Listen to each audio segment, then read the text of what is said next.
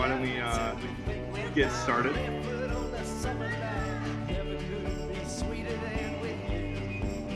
Alrighty, can everybody hear me? Perfect.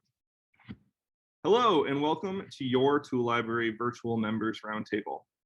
Keep in mind, this is our first virtual event, so please bear with us for any technical events or hangups we may, but hopefully do not experience. My name is Dylan Steed. My pronouns are he, him, and his, and I'm here to make a few opening remarks on behalf of the Planning Committee and the board at large. Thank you for being here with us this Sunday afternoon.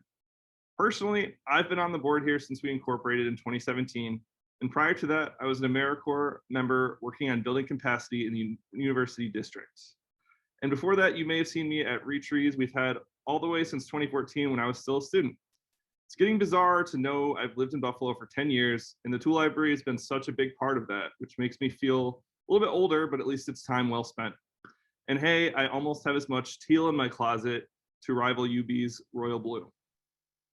It's now important that we make a moment to acknowledge the Haudenosaunee Confederacy, who were here before, and the gratitude that we have to live and to work on this land. If we could advance the slide, please.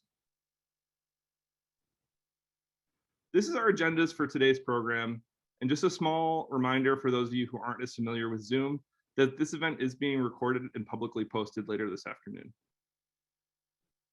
And a few more Zoom notes. You're all currently muted, but to unmute yourself, you can click the button in the lower left or press your space bar while speaking.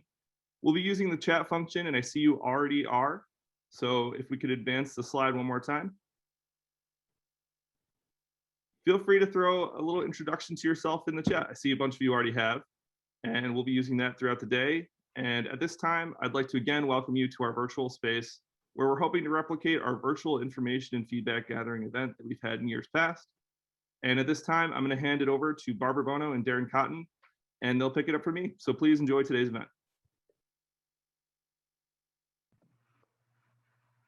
Thank you so much, Dylan. And I think we're going to do, advance slide. Okay, so hopefully not everyone is sick of me giving the genesis story of the Tool Library, but this house in front of you is kind of where it all started. This is 63 Lisbon Avenue in University Heights. This is where I lived as a UB undergrad with a bunch of friends. And unfortunately, myself and my roommates had the unfortunate opportunity to rent from an absentee landlord. So someone who was collecting the rent every month and not really investing back into the property. So we started doing odd jobs around the house, cosmetic things, pulling down wallpaper, painting, anything we could do to sort of improve the space. But we were broke college students, and so we didn't have a ton of money or resources available to us. And next slide, see. And this was something that I noticed just kind of from walking and biking around the neighborhood and getting more involved with organizations like block clubs and the University Heights Collaborative, that this was an issue not unique to myself. Not unique to University Heights either. Issues of blight, neglect, abandonment, really pervasive in communities across the region. And next slide, see.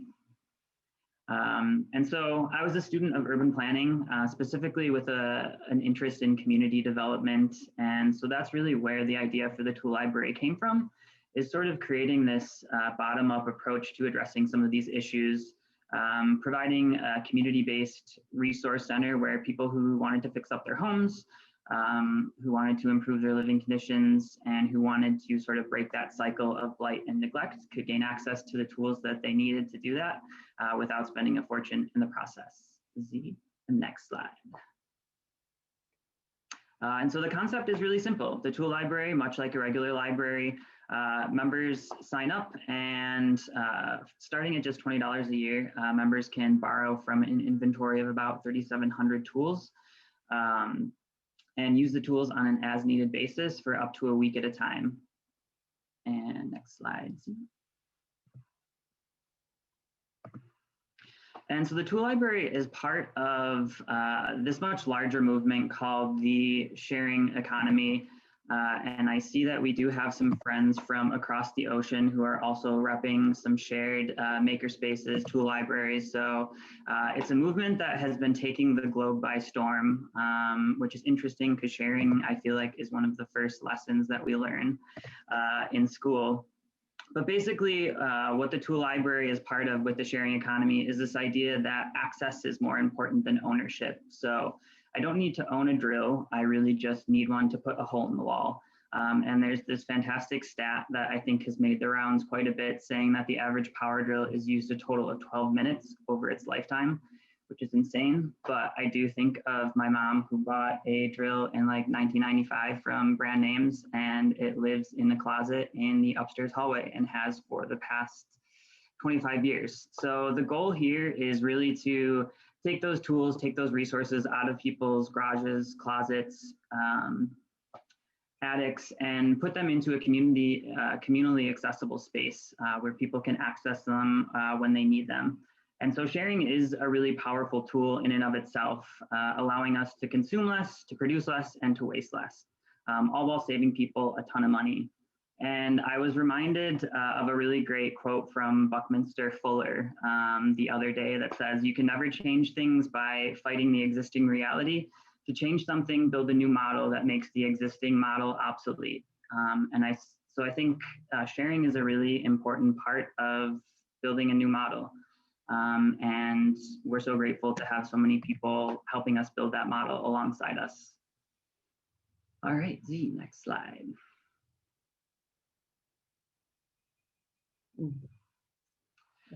So this is one of our favorite before and afters, a kind of how it started, how it's going, if anyone has seen that trend on social media. So what started as a few dozen members and a handful of tools has really blossomed into a incredible community. Right now, I think we're at 685 members and just over 3,700 tools. So we've been growing leaps and bounds. And again, that is due in large part thanks to an incredible community. We are an all-volunteer organization other than our fantastic AmeriCorps member, Maddie. So to have seen so much be built over the past 10 years just from a community of volunteers is really incredible, and I think bodes well for the vision that we have moving forward. And see, there's one more like present. So it was 2011 in the first picture, like 2016 in the second, and this was literally last night, me getting up on a ladder and taking a photo because we didn't have any good updated ones. So again, you'll see why we're doing some space planning later on in this program because we are literally bursting at the seams. All right, and next slide. So for those of you who haven't had a chance to visit us at our shop, definitely stop on by. Z, if you click one more slide. We are located on 5 West Northrop Place, so right off of Main Street near UB South Campus and St. Joe's, right in the same building as Just Pizza. So definitely stop on by if you haven't. And again, see that we've got so many tools that we really need to find a larger home. All right. So my name is Barbara Bono, and I'm a Tool Library board member. I'm a recently retired professor from UB who lives in the city, a neighborhood down from the Tool Library stamping grounds. I've been involved with it pretty much from the beginning in 2011. Didn't see your first digs, Darren, but saw your second. And I want to begin by simply saying that we're approaching our 10th anniversary in May of this year. So near the end of this presentation, we'll be reminding you of that again and of some celebrations that we hope we can have outdoors in the spring and the summer as things open up in beautiful Western New York. And the Tool Library's basic stamping grounds are the University District, which is a wide fan-shaped district that crosses both the Main and Bailey commercial corridors. We've done some specific work there, but you'll be seeing later on that our reach is throughout the city and the region. And as Darren says, we're up to almost 700 active members and well over 3,000 tools. There's some very impressive stats I want you to see as we go on. I want to show you some of the things that we've participated in and have done over these 10 years so that you can be thinking about how we hope to build and grow, how we hope to work on getting ourselves a staff member to anchor things and potentially a new space because we are bursting out at the seams. So what you were seeing there was Linear Park and the rail trail that neighborhood activists in the Winspear area helped clean up, and the tool library continues to help clean and maintain with trees, bulbs, neighborhood cleanups, etc. Next slide, Z, is a picture of the abutments in the rail trails and some of the public art. This done largely by children in the summer, not of this past year, but of the year before. And we have a constantly evolving schedule of neighborhood projects like that. We could have the next slide, please. One of the things I'm proud of is that as a university professor, I could help bring the students, as did Hadar Borden, whom you'll meet later, well, she's actually behind the scenes nowadays, right now, as did the directors of the Honors College. And I've seen people grow up in the tool library projects. The tool library leadership is largely people who began as graduate students and undergraduate students and who have stuck with the project for 10 years. They interact with the neighbors in these communities, and it's mutually beneficial to both populations. So this is an example of formal mural art that was done on Bailey Avenue. This is the before slide. Do we have the after slide, Z? Next slide. There we go. Okay. Livened up, cleaned up, beautified. If we could have the next slide after that. One of our signature projects was in conjunction with Retree Western New York, was Retree the District. When Darren told me he was going to do this, I thought he was crazy. I thought it was far too ambitious for a largely youth and student-led effort. He wanted to plant 1,000 trees over 2 years. Over 2.5 years, they planted 1,300 trees, and they continue to maintain those trees on the verges in the neighborhood and in the public parks in the neighborhood. So we can begin to see them actually maturing in place. And this is a slide of a student team out there, but there were neighborhood teams and blended teams all the time. If we can continue, next slide, please. More. This is this is cleanup efforts led again on the Bailey and the Main Street corridors. You could advance it because you can see them working on the light stands there, scraping them off. The tool library annually sponsors, both in the spring and in the fall, a series of service days, typically a dozen or more events. And it gets teams like this out there cleaning the streets, mulching the area, planting bulbs. There are over 1,000 bulbs planted every season that continuously renew and brighten the neighborhood. Painting stanchions, doing general street cleanup. Could we have an advance, please? Next slide. You see the kind of work that they're doing. This is on Main. Next slide. This is a park bench before and then after. If we could have the next slide. That'll do it for you. Next slide, please. And finally, I'm going to let Darren pick up here, but I just want to say that the Dare to Repair effort is one that I'm particularly fond of, given my advanced age, which is it's a hand-to-hand, cross-generational project. People who know how to fix things teach people who don't know how to fix things how to fix things. And there you have the community breadth, the project, the impact of the tool library. Darren, back to you. Do you want to say anything about this particular project and the way we're going to be able to start it up again soon? Yeah, for sure. Thank you so much, Barbara. And it took me a good like 3 or 4 years to stop calling Barbara Professor Bono. So I'm glad our relationship has matured. And I actually never had Barbara as a professor, but at UB at least, but I feel like she is a professor in my everyday life, teaching Well, me thank lots you. of amazing And, lessons. and people like Dylan Steele, who introduced the group here, and John O'Brien, whom you'll hear from later. I've known since they were freshmen, and they're true civic leaders now, as are you, Darren. Take care. Awesome. And yeah, so the projects that Barbara ran through are really, I think, what makes me most passionate about the tool library. Just thinking about what communities can accomplish when they share tools, tackling challenges, and really at the end of the day, building relationships.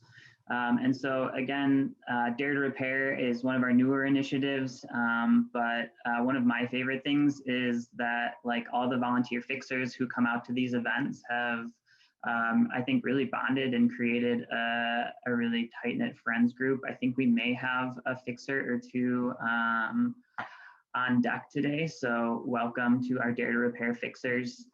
But yeah, the goal here, just like with the tool library in general, is to really get people to sort of shift their thinking from traditional models that we're brought up with. So on the tool library side, the fact that, you know, we need to buy one of everything.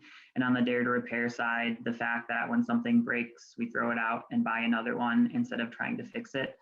So these have been really fantastic events. Unfortunately, we had to pause them in 2020 just due to everything going on, but these were hosted in schools, churches, libraries, and once a month, we had community members come to these events where we had an amazing team of fixers come and troubleshoot items alongside them. So you see here in the photo, a stand mixer, lots of vacuums, lots of lights. But again, really the goal here is to get people to rethink waste.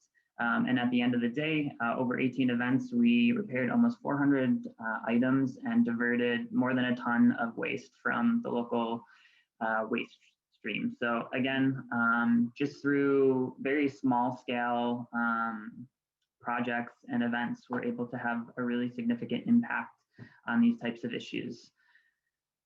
So woo woo, Dare to Repair, Devin, I see you in the comments.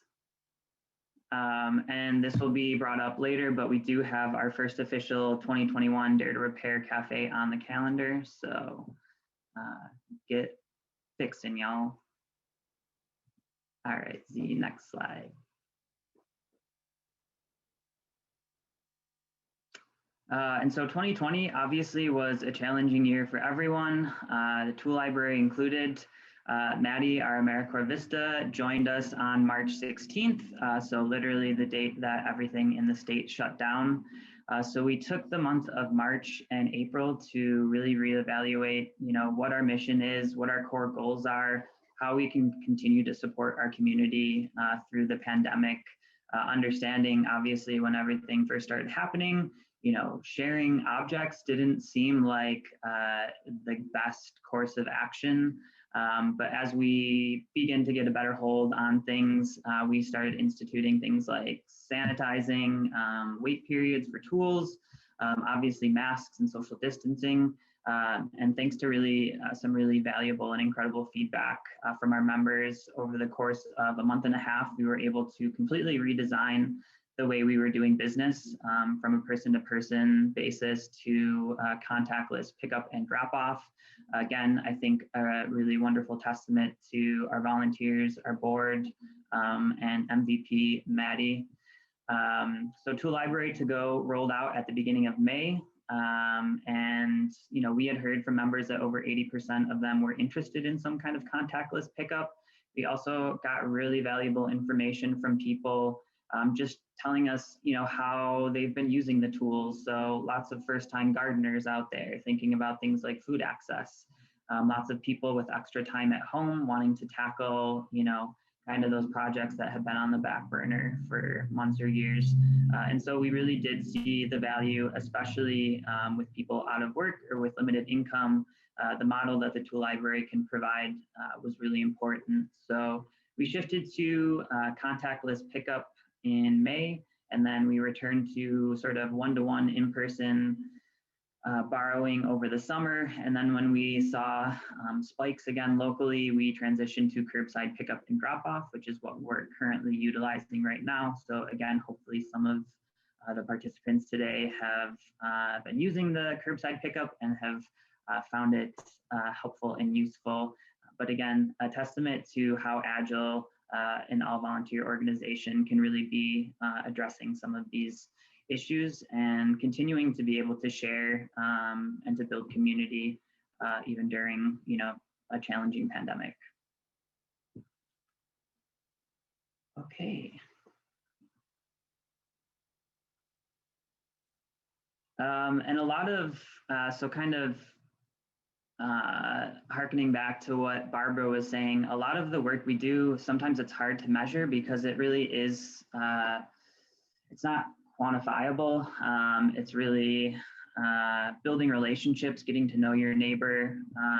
And so it's really hard to measure those things, but we are trying to find new and innovative ways to measure our impact in the community. So in 2020, we had some really great numbers, our best yet. Again, considering everything that happened. So we had almost 8,000 transactions. So that's someone coming in, borrowing a tool. We grew our membership to just over 600 members, which was a 34% increase over 2019. We grew the inventory to just over 3,600 tools. The average number of tools borrowed was just under 16. And the average value of a tool borrowed was $61. So meaning most members were making their membership due back the first time they borrowed. And again, kind of that big number at the bottom is the amount of money members saved. And again, we calculated this by the replacement cost of each tool. So if someone had to go out and buy that tool, how much would that cost them? And so as you can see, we're approaching the $250,000 mark for amount of money we saved people in 2020.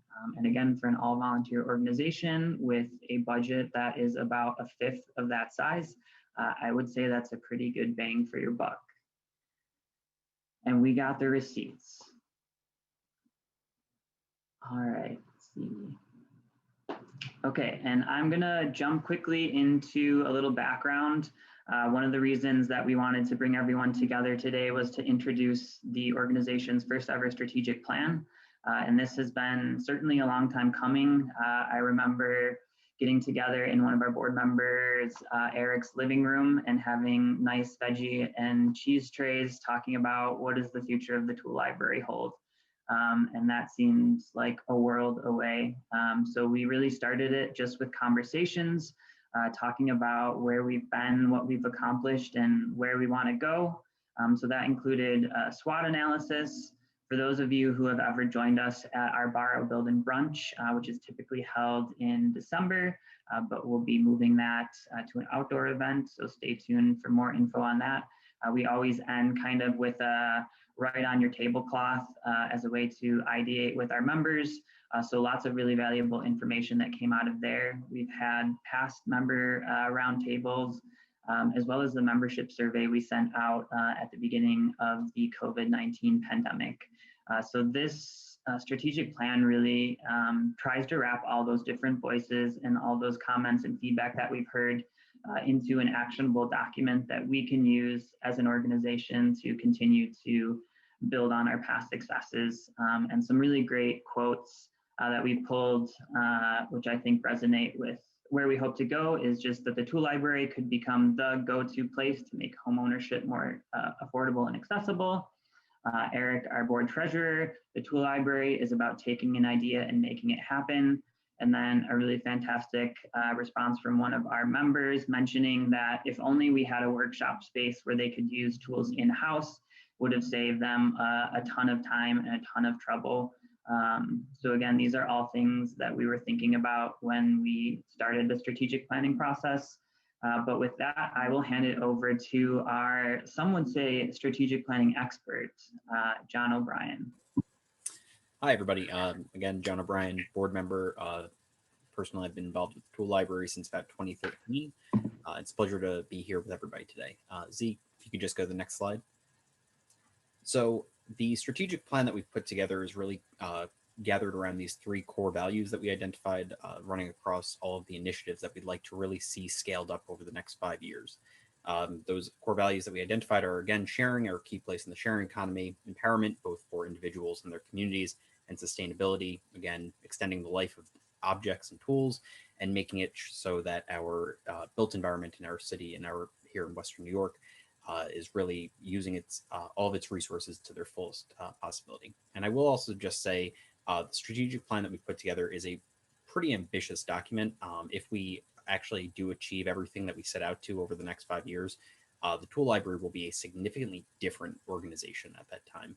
And even if we only achieve about half of it, again, it is a significant growth. So we're really dreaming big here, and we look forward to continuing to experience that growth with all of you here today. Z, next slide. So we categorize these 12 different initiatives across these 3 strategic investment areas that we're looking to improve. We're looking to focus on enhancing our shop operations, expanding our programming, and launching a few capital projects. Looking at shop operations, next slide. Our 4 tactics that we're looking to improve on are bringing on professional staff, improving our storage solutions, continuing to expand our inventory, and really managing our inventory a little bit more intelligently. Again, we have about 3,700 tools in the shop at the moment. It is a big space issue, and some items are definitely in higher demand than others, so we'd like to address that going forward. Next slide. Looking at the programming, our 4 tactics there are to continue to provide and expand service days when we can gather again safely in the shop, expanding our collection of do-it-yourself workshops that we had previously provided in our space, expanding our partnerships to be engaging a little bit more with other organizations in the Western New York area, and also bringing in a renewed focus on issue-based programming so that we're responding to the needs that other organizations and local municipalities and forms of government might be focusing on to improve lives in Western New York. And looking at our capital projects, next slide. Again, the 4 tactics there, and these are really, I think, the biggest, most ambitious points. A lot of these, given our current standing as a grassroots all-volunteer organization, are the more ambitious projects that we're looking into are to own our own property, to have a space that is just solely dedicated for the Tool Library, which Dylan Burns will be speaking about in a little bit more detail in a moment.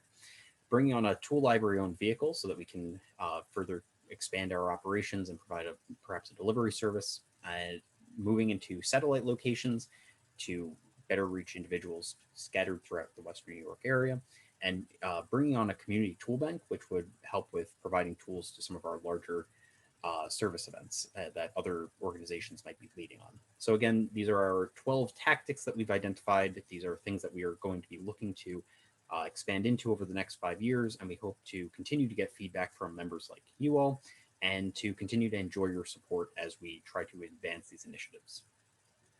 Thank you very much.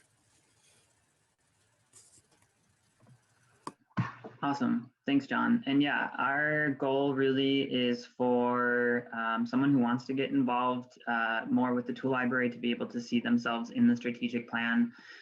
If there's a specific project or something that you are especially interested in, we'd love to hear from you. And we will be making the full strategic plan available online on our website. So that will be one of our follow-up items as well. It's quite a comprehensive document, and definitely to John's point, I forget exactly what the quote is, but make no small plans, for they have no power to stir people's hearts, something along those lines. But yes, we decided to go big. And I think this will bring us to our first breakout session. And so I will, Z, next slide, and I will pass that off to Dylan Burns.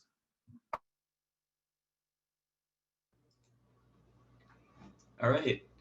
So as Darren said, my name is Dylan Burns. I joined the Tool Library Board of Directors last year and had been involved previously in planting trees and various events as a student.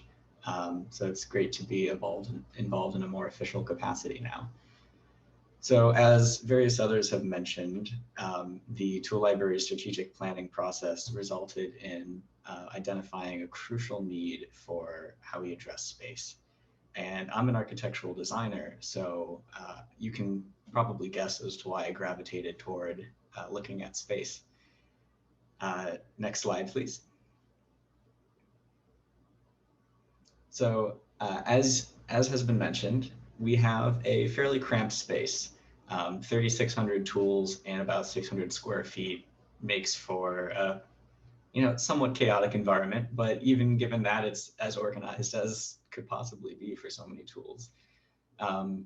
Even if it were not for COVID canceling a lot of our in-shop events and our access to our community space, we wouldn't even be able to host those events because we don't have the space anymore. We've largely taken over the entire space we have access to for tool storage. So we really need to get back to focusing on how we can provide more resources to the community and not how we can pack more tools in the basement.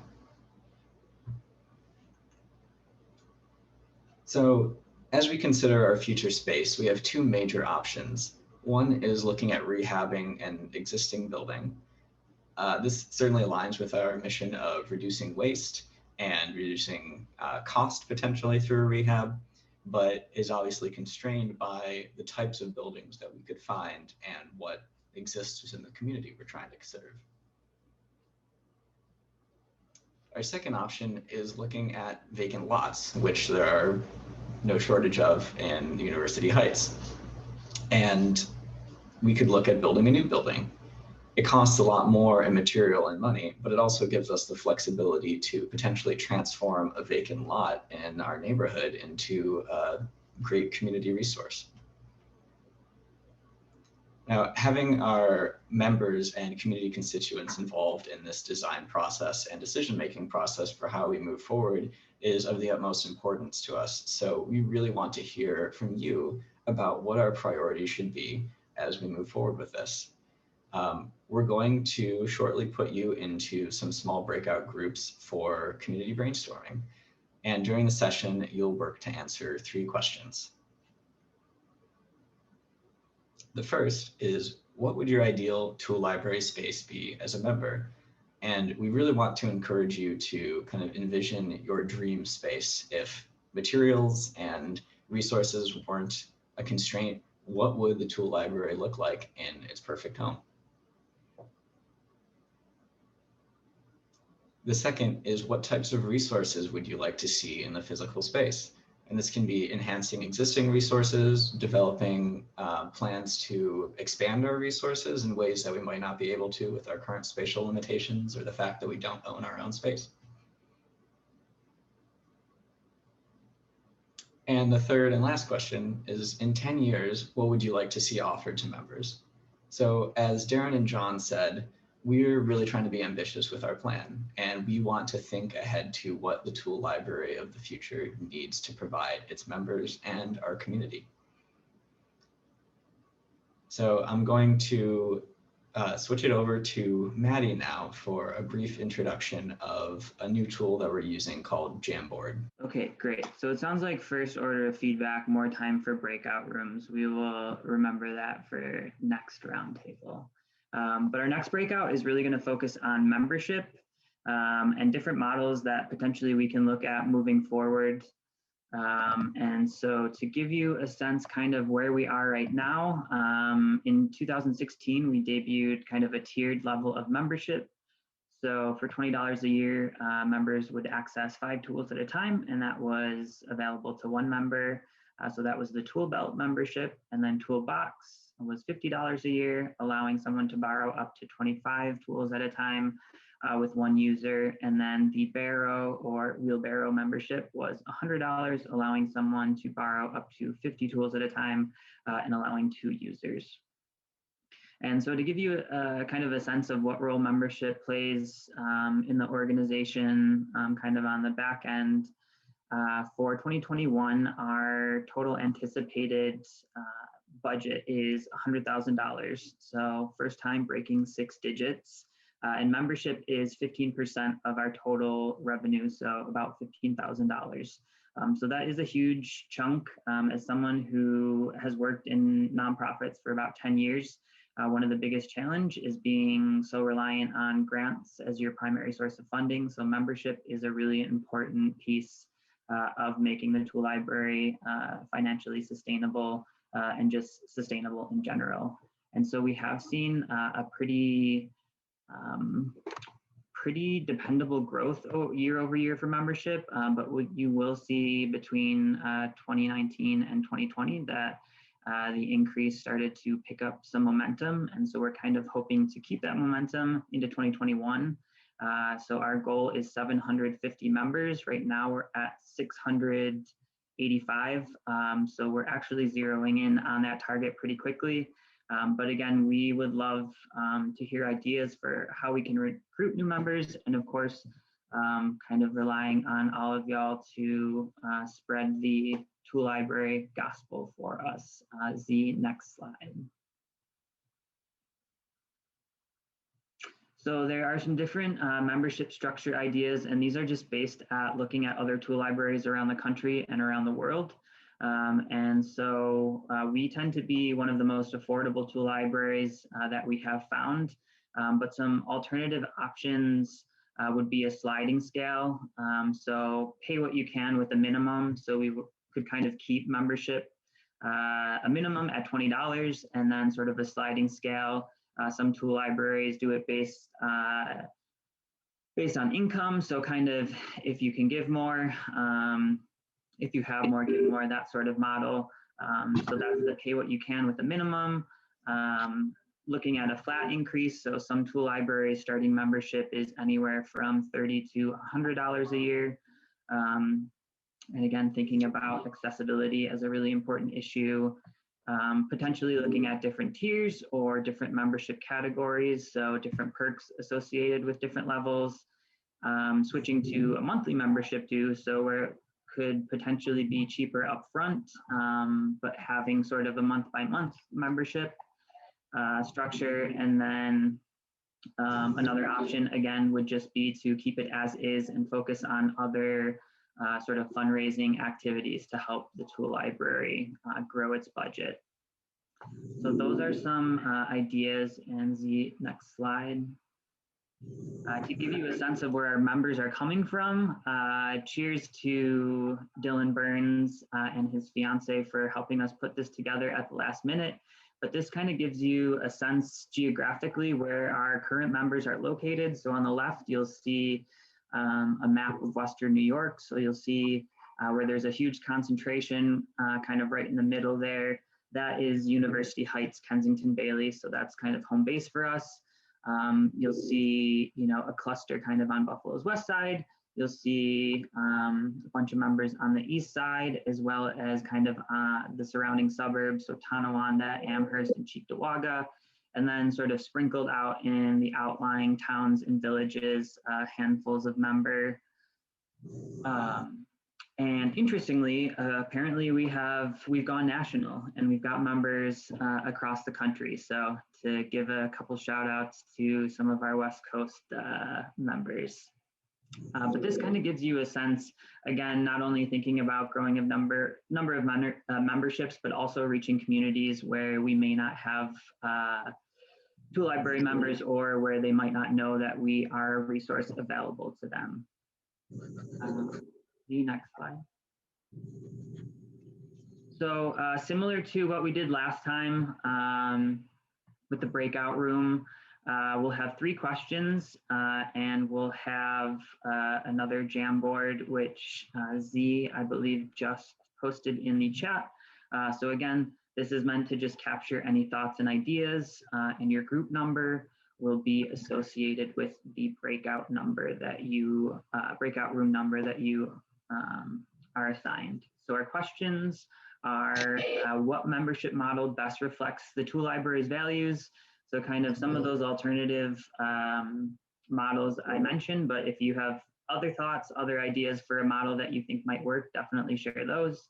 How can we reach new members? So thinking about the membership map, are there groups, organizations, communities that we really need to be reaching out to? And then the last question, what are all the ways that the tool library can support itself financially? So again, thinking beyond relying on grants and philanthropic support, how can we as an enterprise sort of self-perpetuate the organization? So those will be the 3 breakout questions, and you should be joining room shortly. See you soon. Welcome back, everyone. I know those groups are just too short to share everything, but again, with that one, feel free to go in and continue to populate it. And we also thought if there was one idea you were most passionate about that your group was talking about, feel free to share it in the chat. The one thing you'd really like to be the takeaway. And then I think we will pass it on to Cheyenne to talk about some calls to action as you guys are sending in your ideas. All right, everyone. I am Cheyenne. I am part of the Tool Library as a board member. I primarily do marketing and development, so more behind the scenes things. You won't see me in the shop as much. But I joined the Tool Library back in June of 2019. And what really inspired me about the Tool Library is just this idea of helping out the community by kind of like, it's kind of a buzzword, but by empowering them and really giving them asset to both knowledge and tangible tools. And the sustainable aspect is, of course, fantastic as well. So I'm going to talk about some ways to get involved with the Tool Library sort of beyond this roundtable and into the future. So one of the very first things, if there's anyone here who is not a member, you're always welcome to become a member. Currently, the entry-level membership is $20, and you're able to rent out 5 tools at a time. The second point, to me in particular, is very important and empowering for the Tool Library as it moves towards being a sustainable institution that grows, is becoming a sustaining donor. So what that means is becoming a monthly donor at a financial level that works for you. I am personally a monthly donor to the Tool Library at a financial level that works within my budget. And the reason that I do that is because the money that the Tool Library brings in through donations directly goes back into the community, either by purchasing tools or by putting on volunteer events or other events that have a positive impact on the community, let it be a retreat or a cleanup or anything along those lines. Your money goes directly back to you either through member benefits or by bettering the community that you're a part of. And then volunteer, of course, service days for the spring and fall will be coming, and over the summer will be coming up very soon. So you can participate in those, or you can also volunteer by participating in manning the shop on 5 West Northrop Place. And another thing for those who are on social media, you can always engage with us. If you have any feedback, thoughts, or additional ideas from this specific event, you can use hashtag TL Roundtable 2021 in order to share that with us, or tag us on posts or message us or anything along those lines. On both Instagram and Twitter, we are at The Tool Library. And on Facebook, you can look up The Tool Library and look for the teal logo, and you'll know it's ours. And a lot of more information about how to participate or get into more specific items, such as becoming a member or becoming a sustaining donor, you can find at our website, thetoollibrary.org. So Z, if we can go to the next slide.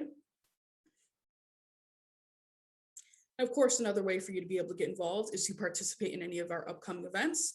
So one of the things that we have upcoming, which has been touched upon earlier in this programming, is an outdoor version of our Borrow, Build, and Brunch, which we normally do in December, which will also double as a celebration of our 10-year anniversary. So look for more information about that in the coming months. It'll likely be in late spring or early summer. Again, we'll be announcing our service days. So our calendar will be for the spring and fall. So things like retreats, cleanups, any other activities. We are implementing COVID-19 protocols for all of our service events. So that includes mask wearing, socially distant. Back when we did our fall retreat last year, people kind of planted the trees within their own bubble, which lent itself to us, completing pretty much and planting every single tree along William Gator, which if you haven't seen it yet, please go by. Right now, obviously, we're still in the winter, but it is neat to see all the trees that were potted. Sorry, having some technical difficulties on my end. Just a moment. And then one of the things that we're working on upcoming is a lead hazard and abatement borrowing program. There is a lot of old housing stock in Buffalo in the Western New York area. So one of the things we'll be doing in the future is empowering communities to be able to abate their homes and work on their homes and make them safe in this coming year. And moving forward, probably partnering with the city and other constituencies to be able to make that happen. And of course, very exciting, the Dare to Repair cafes are restarting on June 5th. So keep an eye out for that as well, because it's a fantastic way to be able to learn a little bit more about home repair and things like that. Actually, the first Dare to Repair I participated in, it was a bit unconventional, but there was a seamstress there and I had a pair of dress pants fixed, which was fascinating to see and participate in. And it's a great way to learn a little bit more about how our tools, both reduce waste and also offer value to the local community, even beyond our direct membership and network. So if we can come to the last slide here.